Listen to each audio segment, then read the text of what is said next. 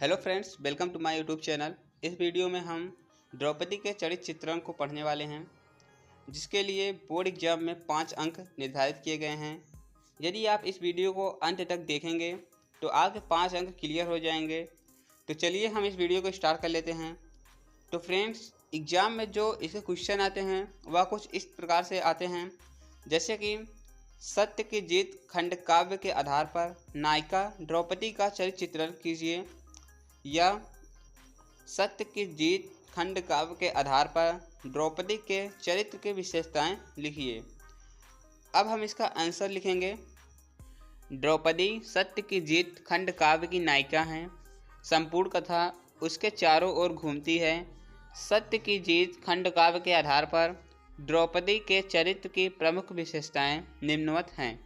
इसका हम पहला हेडिंग डालेंगे आत्मविश्वासी। उसमें हम लिखेंगे सत्य की जीत खंड काव्य में अत्यधिक विकट समय होते हुए भी द्रौपदी बड़े आत्मविश्वास से दुशासन को अपना परिचय देते हुए कहती है, जानता नहीं कि मैं हूँ कौन, द्रौपदी धृष्टद्युम्न की बहन, पांडु कुलवधू भीष्म धृतराष्ट्र, विदुर को कब्रे या सहन।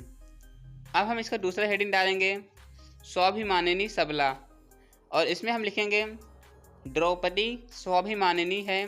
वह अपना अपमान नारी जाति का अपमान समझती है और वह इसे सहन नहीं करती। सत्य की जीत की द्रौपदी महाभारत की द्रौपदी की भांति असहाय, अबला और संकोची नारी नहीं है।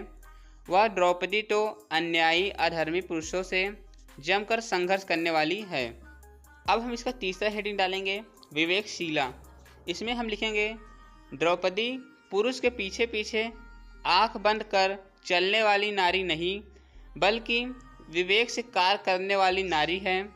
वह भरी सभा में यह सिद्ध कर देती है कि धूर्त में स्वयं को हारने वाले युधिष्ठिर को मुझे दांव पर लगाने का कोई अधिकार नहीं था।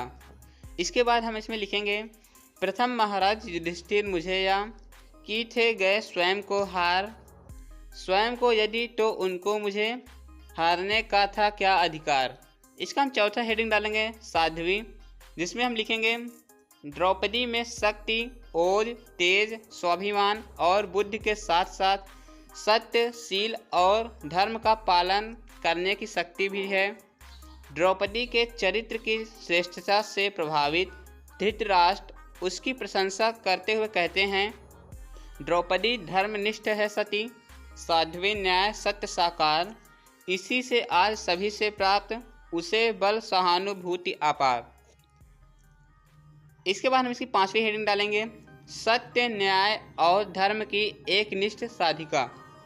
इसमें हम लिखेंगे द्रौपदी सत्य और न्याय के अज्ञेय, शक्ति और असत्य तथा अधर्म के मिथ्या शक्ति का विवेचन बहुत संयंत्र शब्दों में करते हुए कहती है, सत्य का पक्ष, धर्म का पक्ष, न्याय का पक्ष लिए मैं साथ, अरे वह कौन विश्व में शक्ति उठा सकती जो मुझपर हाथ। इसके बाद हम इसकी अगली हेडिंग डालेंगे नारी जाति की पक्षधर।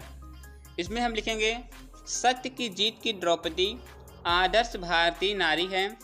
उसमें अपार शक्ति, सामर्थ्य, बुद्धि, आत्मसम्मान, सत्य, धर्म, व्यवहार कुशलता, सदाचार आदि गुण विद्यमान हैं। अपने सम्मान को ठेस लगने पर वह सभा में गरज उठती है, मौन हो जा मैं सह सकती ना, कभी भी नारी का अपमान, दिखा दूंगी तुझको अभी गरजती आंखों का तूफान। अब इसके अंत में हम लिखेंगे निष्कर्ष रूप से यह कहा जा सकता है कि द्रौपदी पांडव कुलवधू, वीरांगना, स्वाभिमानी, आत्मगौरव संपन्न, सत्य और न्याय की पक्षधर, सत्य साध्वी, नारित्व के स्वाभिमान से मंडित एवं नारी जाति का आदर्श है। तो फ्रेंड्स, इसी के साथ हमारा एक टॉपिक समाप्त होता है। यदि आप इतना भी एग्जाम में लिख देंगे तो आपके 5 नंबर क्लियर हो जाएंगे। आपको इसमें सिर्फ सभी हेडिंग को अच्छे से समझना है और उसे याद करना है। तो फ्रेंड्स, वीडियो पसंद आया हो तो इसे एक लाइक कर दीजिएगा। चैनल पर पहली बार आए हो तो चैनल को सब्सक्राइब जरूर कर लीजिएगा। मैं मिलता हूँ आपको एक ऐसे ही न्यू टॉपिक के साथ। तब तक के लिए bye bye, take care and thanks for watching my video.